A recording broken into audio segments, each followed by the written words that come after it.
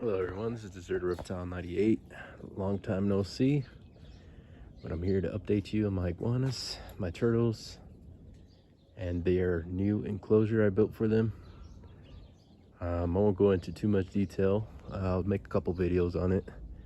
But basically, got the wire. The most expensive piece of the whole enclosure is the wire mesh.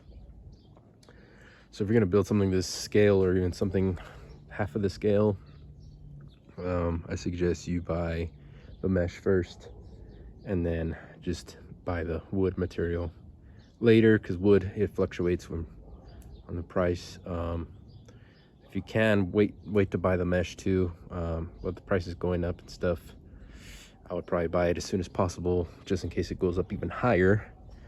Either that or you can try to wait it out. Maybe you'll get some luck and this inflation stuff will go away. But it is a 16 by 8 or 16-ish. I'm not the best carpenter in the world, so it's a little crooked, has a lot of flaws, but I'll let you guys figure that out. So I use 4x4s on the main support and 2x4s for the rest of everything else. And those 2x4s are pretty nice and sturdy.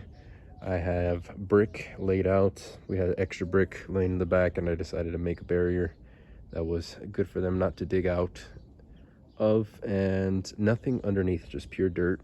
I went about a whole brick underneath, and yeah, and that brick's probably about 6-8 inches, maybe. Well, not probably like 6 or 4.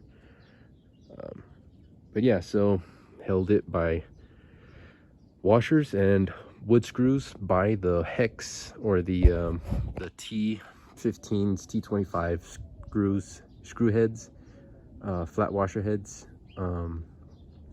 They will help you out a lot because Phillips heads suck and they strip and they ruin your bits. I also buy those washers because it really holds down the mesh really good. It gets you a good stretch. And I pretty much did this for the most part by myself, and it was a challenge, definitely a big challenge. Let me take you inside. As you can see, the iguanas are inside. I got some plants. The only thing left to do is decorate, and I got a few touch-ups to make. Other than that, it's pretty much complete. So as you said, mesh on the sides, 4x4s, 2x4s, wood screws and washers, fence, what do you call them, panels, I guess. Fence, not panels, fence board that I cut myself. I had extras from the old fence, the old enclosure, and those are some siding panels that I used just to make the mesh fit, because the mesh comes in very particular size, and I used 1 inch by 2 inch mesh, welded wire, I guess you can call it. And those are the 16-foot side panels. I just cut it so it can fit, and that's one of my flaws there, that it's not perfectly measured up right. Also got to cut that off. So as you can see, the front should have been mesh, but I miscalculated, and then you end up using the fence board or whatever you call it. And the door also sagging a little bit, got to fix it a little. Has a gap on the top, but other than that, I mean, it comes out pretty good. I just got to put something there because I don't think they'll fit through the gap, but still I want to cover it up just in case, because you never know with these iguanas and reptiles, you never know. So missing a front piece. This is just a makeshift handle, simple lock latch, and I gotta cut those zip ties. Oops. So that closes pretty nicely. Have a nice wood handle on this side that I made by a 2x4, extra 2x4 piece. So that's the inside. This is how I did it. Please don't judge me. I'm sorry. The carpentry is horrific. So up top we have the same mesh, and then we have a greenhouse panel that filled in the gap that I was missing. So I got 1, 2, 3, 4 4, 5, 6 panels of mesh that I was able to do. And this was a 3 by 50 feet or 100 feet, I believe. You can see he's very, very, very dominant. He's just a grumpy guy. They had a harsh winter this year. Well, he didn't really. He got a couple burns on him that are healing up pretty nicely. I got to put some ointment on it. I'm not sure what to put. And then she got really messed up, mainly by him. Get some salt on your nose, girl. Oh, it's salt. That's all salt right there that she spits out. She's been super dehydrated this whole winter. She's got beat up by the male. She got burned as well. So a lot of things I could have avoided, but ended up happening, and I have to give it up for these two, because these 2 iguanas are so hardy, and they, you know, I decided, you know what, they deserve a really good enclosure, a lot of space, and a lot of freedom.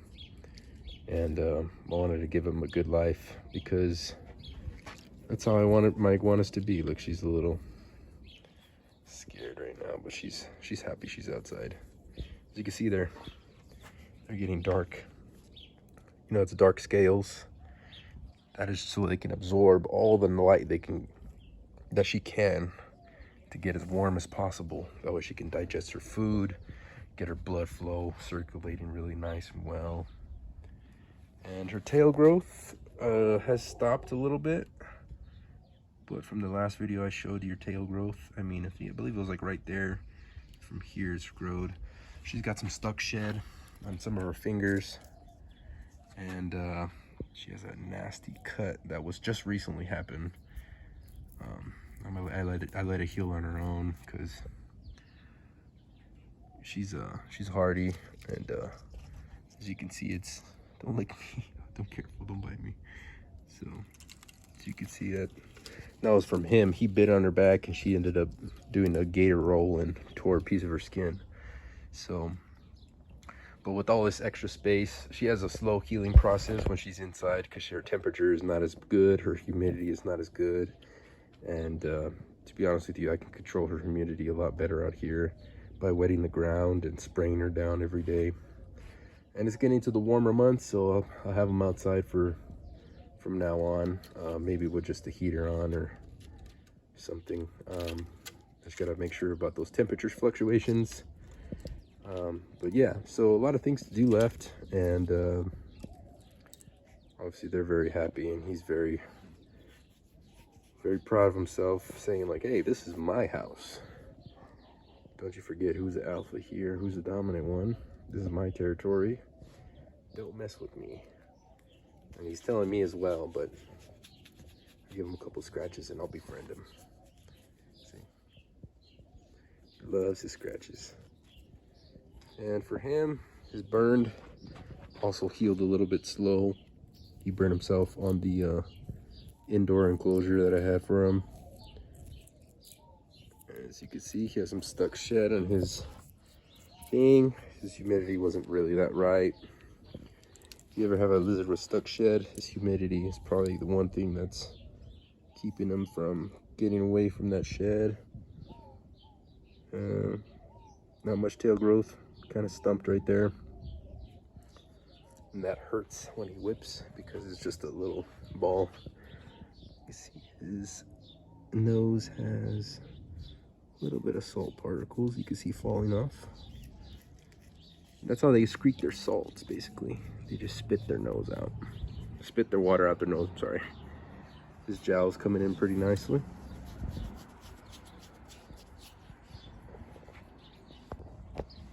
It's a beautiful day out here. This is a continuation from my other video. Probably just put it in the same video, make it a long video. It's in the morning, so got my lizard sight on here. The sun's starting to warm up, so I decided to bring him outside. As you can see, I forgot where I left off in my other video, but I believe it was taking a tour in the inside of the iguana enclosure. Now this would do great for other iguanas. With some modifications, you can do this for snakes. You can do this for monitors. Pretty much anything. You just need the space and the land for it. Just not wanting to get off the leg. These nails are digging deep. So I'm just gonna kind of pull them off here. And his hemipines are out for some reason. That is weird. I don't want that. Hold on, let me put you guys down, Jesus. Okay, buddy, don't get that stuff on me. I just changed into these clothes. Please just do something else with that. Okay. Expected, we're good. And you can see he's got some stuff coming out of him, which is weird. Anyways. It's a little cool, but it'll warm up to 82 today. It's okay. It's okay. See, she's like a dog. She don't like to. She's grumpy. Oh. You went around a circle, all right.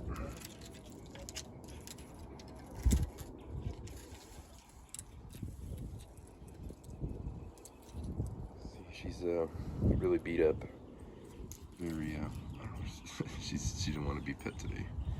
She's got some shed. It's finally coming off her feet. She looks a little gray because of the shed. You can see she's nice orange compared to that dull gray, dirty.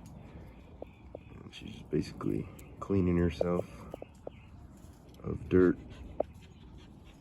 bacteria. Of course, with the help of me washing her and stuff, giving her soaks, keeping her immunity up. The turtles should be out somewhere. I have still pieces of wood laying around. I'm gonna probably put that just along here, make a shelf.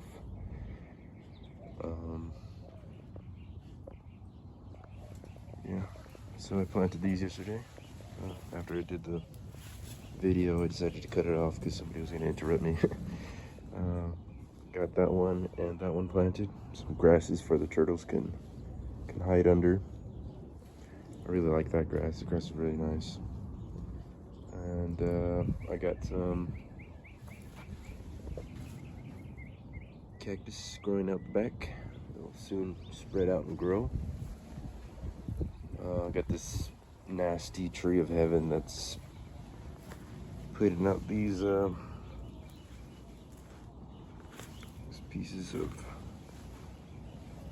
trees from its roots, and it will slowly take over. I'm gonna actually probably cut this or kill it.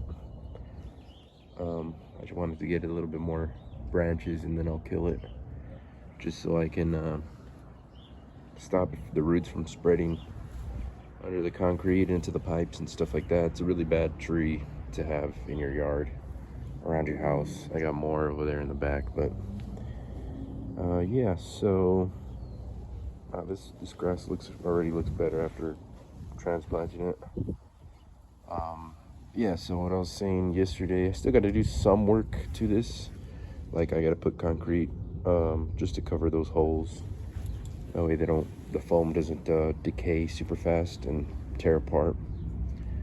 I just went 4 bricks up here, 3 over there, because I'm not the best masonry person, and it's a little uneven on that side. But yeah, so the roof, I got metal mesh, and the gap I have here, because I'm not the best carpenter and crafter, that this is not exactly 8 feet, so these are 4 feet panels, so I'm kind of messed up there. So, but that was an easy fix. Leftover mesh from what I had definitely fit there. I made it nice and sturdy, so if they do climb here or somewhere on the tree, they can't push out of it. They can't pull on it. I mean, for me, I'm putting some weight on it. It's pretty sturdy. So, and corners, I just laid it over. This is actually a piece of siding, and I supported it with a 2x4 going across. I put it flat like because I would get more area, surface area of the panel, and it's a side panel I bought.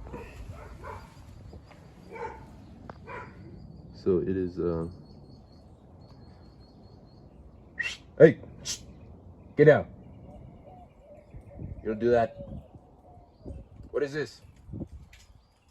What is this? Come. Sorry, I gotta get my phone. Sorry, I'm blocking your sunlight. So get out the way, man. I'm blocking my sunlight. So yeah, got some zip ties just to hold this in place. I'm not too worried about them climbing upside down, which they will do eventually, and trying to get out of there. It's really tight, and me nudging my fingers through it like that, they can't really push through. So I made sure there was no gap where they can actually push their head through, because what they do is they nudge and nudge and nudge at everything to try to find a weakness in it. So, and that's just not even support, it's just to make sure it was aligned and stays put. So the inside, I have some pecan branches that are cut from a dead pecan tree out back. That's another piece. I like that piece. It's really gonna come into really nice detail when everything is up and running. I gotta put some shelves. I will put something here in the middle to have them bask. I'll probably put a hide box somewhere there, or in this corner somewhere close to electricity. I could even put it over here because I got an outlet over there. Kind of wanted a hide box so they can go inside there for colder nights. Try to get them used to the routine of going inside at night, so it makes it easier for me to grab them up. Actually, there's a turtle in there, so you can see. I got 3 turtles in here, 2 babies, and I think she's about 6 years old, 7 years old, probably a little bit older than that. They are ornate box turtles, desert box turtle hybrids. And yeah, those are 2 separate pieces of pecan branch. And I just want to make more levels and layers of height that they can